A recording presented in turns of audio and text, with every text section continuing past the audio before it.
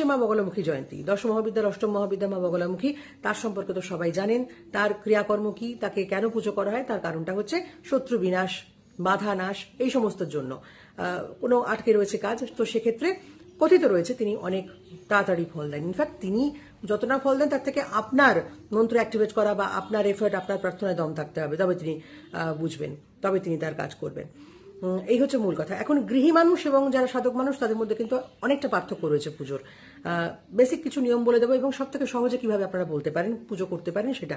তবে তারও আগে একটা কথা বলি, কারোর ক্ষতি চেয়ে পুজোটা করবেন না। আপনি চাইছেন যে আপনার শত্রু না আসুক, হ্যাঁ, আপনি চাইছেন সমস্ত বাধা কেটে যাক, ঠিক আছে, এইভাবে আপনি শত্রুর নামটাও বললেন, কিন্তু অমুকের এই হতে হবে সেটা আপনি বলবেন না, এটা বলা যাবে না। আবার দেখুন, আপনি কাউকে শত্রু ভাবছেন কিন্তু অ্যাকচুয়ালি সে মানুষটা ভালো, আপনার জেলাসির কারণে আপনি তাকে শত্রু বানিয়েছেন। তো সেক্ষেত্রে আপনি চাইছেন সেই ভালো মানুষটার কোনো ক্ষতি হোক, উল্টে যাবে নিয়মটা, আপনারই ক্ষতি হবে। কাজেই উল্টোপাল্টা ভাবে বদ ইন্টেনশন, দুর্মতি নিয়ে এ পুজো করবেন না। কোনো কারণে যদি মন্ত্র একরকম ভাবে আপনি অ্যাক্টিভেট করে ফেললেনও, তাহলে সেক্ষেত্রে কিন্তু উল্টো ফল পাবেন। So be careful. আচ্ছা, নিয়মটা কি? সকালবেলা শুদ্ধাচারে, শুদ্ধ বস্ত্রে, শুদ্ধ বসনে, হলুদ বসন পরিধান করাটা ইম্পর্টেন্ট। নিয়ম অনুযায়ী মাটিতে বসে পুজো করতে হয়, ঘির প্রদীপ জ্বালাতে হয়, বা এমনি সর্ষের তেলের প্রদীপ আপনি জ্বালাতে পারেন।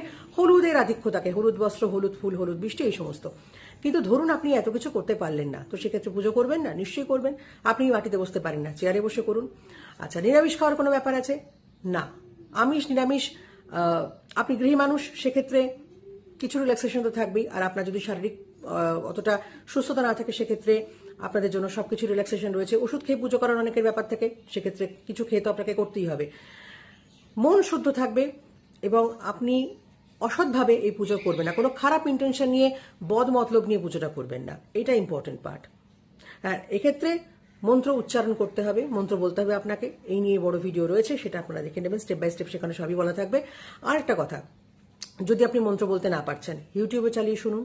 আচ্ছা, আরেকটা কি জিনিস না, বগলামুখী অষ্টকম এবং বগলামুখী সহস্রনাম, এইগুলো আপনি চালিয়ে রাখবেন, চালিয়ে শুনবেন, ওতেও কাজ হবে। কিন্তু যাই করুন না কেন, আপনাকে সংকল্প করতে হবে, একটা ঘটিতে জল নিয়ে আম পাতা বা ফুল দিয়ে নিজের নাম বলবেন, আপনি কি চাইছেন সেটা বলবেন, বলে তারপরে মন্ত্র উচ্চারণ করবেন এবং যা বলার তাই বলবেন। আপনার প্রার্থনা আপনার মতো করে আপনি পুজো করবেন।